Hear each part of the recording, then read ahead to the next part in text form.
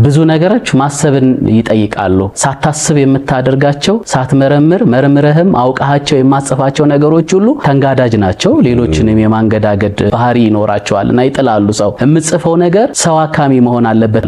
ሰው ለማከም ደግሞ መጀመሪያ ከህጸጽ ስውት ከሆነ ትርጓሜ የነጻ ሰዎችን ካሉባቸው ጉድለቶችና ክፍተቶች የሚሞላና የሚደፍን መሆን ስላለበት መጀመሪያ ላንተ መጣም ያለበት ነገር መሆኑ ላይ አንተን የሚያሳምንህ አንተ ምትረካበት ያንን ነገር ሰሙኤልስ አንተ ምታነበው ቢሆን የምትወደው ነገር እንደሆነ በማመንህ መጀመሪያ መተማመን አለበት አለበለዚያ ቤተር ነው ቱ ጊቭ ኢት ባትሰጠው ነው የሚሻለው ምክንያቱም ብዙ ጊዜ እንደዛ ስለማናስብ ነው ብዙ ነገሮቻችን ወደ ውጭ ወጥተው ነገሮችን የሚበክሉትና መጀመሪያ የጻፍኩት ነገር ለኔ ትርጉም አለው ወይ የሆነ ነገር ማለት ችሏል ወይ ካሉብኝ ቀዳዳዎች የሆነውን ክፍል መድፈን ችሏል ወይ ሰዎችን ባልተገባ መንገድ የሚወስድ አቅጣጫ አለው ወይ ወይም ላልተገባ ትርጓሜ ይዳርጋል ወይ በተቻለ መጠን የምንጽፈው ነገር ለሌሎች ሸክም ሳይሆን ሸክም አቅላይ መሆን መቻል አለበት ብዬ አስባለሁ ያ እንዲሆን ደግሞ መጀመሪያ ላይ ማላም ያለብህ ይመስለኛል በደንብ ማድቀም ነገሮችን በብዙ አቅጣጫ ተመልክተህ አንጥረህ የምታወጣው ነገር መሆን አለበት እንዲህ ካሰብን